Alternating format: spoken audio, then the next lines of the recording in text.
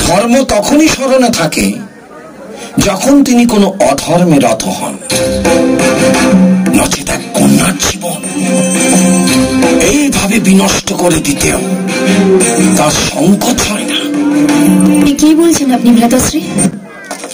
কাশী নরেশের কন্যা অম্বার কাহিনী শুনিসনি তুই প্রিয় বোন? শুনেছি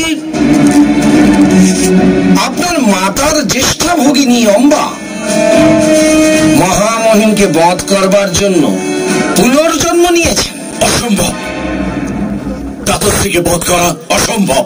উনি ইচ্ছা মৃত্যুর বরদান প্রাপ্ত, কারোর হাতে ওনার মৃত্যু নেই। উনি পরাজিত হতে পারেন না। অনর্থক কথা এসব।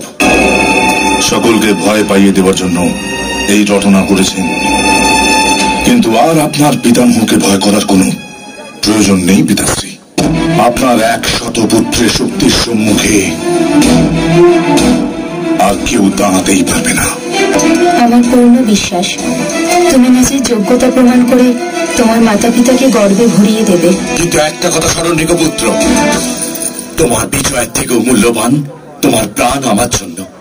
বিশ্বাস রাখুন পিতাশ্রী, দ্রুপদের অত শক্তি নেই যে সে আপনার পুত্রকে পরাজিত করতে পারে। আমি অবশ্যই ওর মস্তক গুরুদেবের চরণে নত করাবো।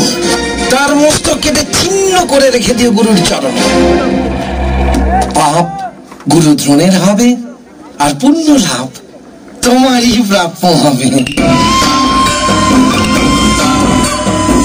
কণ্টককে শাখা পোশাখা থেকে ছেঁটে ফেলে দেওয়াটাই শ্রেয় হয় রে বাছা আমার। বিজয়ী হও পুত্র, বিজয়ী হও।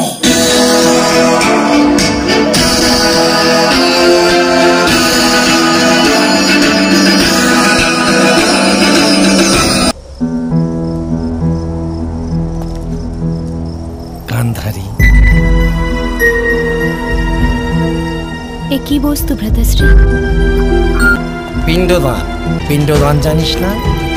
কোন অতৃপ্ত আত্মাকে লৌহ নির্মিত পিণ্ড দান করা হয় ভ্রাতাশ্রী? অতৃপ্ত আত্মাকে পিণ্ডে আটা দান করা হয়, কিন্তু অতৃপ্ত ইচ্ছাকে লৌহ পিণ্ড দান করা হয়। আজ আমার অতৃপ্ত ইচ্ছার তৃপ্তি হয়ে যাবে।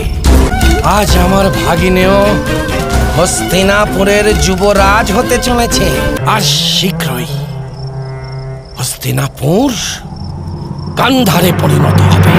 অর্থাৎ আপনি দুর্যোধনকে যুবরাজ বানিয়ে হস্তিনাপুরের সাম্রাজ্য সমাপ্ত করার বাসনা করছেন?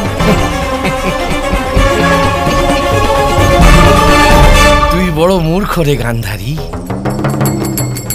আমি হস্তিনাপুরের সাম্রাজ্যকে কখনো শেষ করব না। আমি কেবল এই বংশের দম্ভ আর অন্যায়পূর্ণ সংস্কারগুলোকে শেষ করে দেব। এই রাজত্বের নামই থাকলো না হয় হস্তিনাপুর, কিন্তু বাস্তবে তা হয়ে যাবে গান্ধার। কারণ তা শাসিত হবে গান্ধারের নিয়ম ও সিদ্ধান্ত মেনে। প্রিয় বোন, তুই বিরোধিতা করতেই পারিস না, কারণ আমি এমন কোনো কার্য করছি না যাতে তোর শতপুত্র আর তোর স্বামীর কোনো ক্ষতি হয়ে যায়। আমার যুদ্ধ তো সর্বদা গঙ্গাপুত্র ভীষ্মের সঙ্গেই ছিল, যে অহংকারে মত্ত হয়ে তিনি গান্ধার এসেছিলেন। আজ সেই অহংকার ধূলিসাৎ হয়ে যাবে।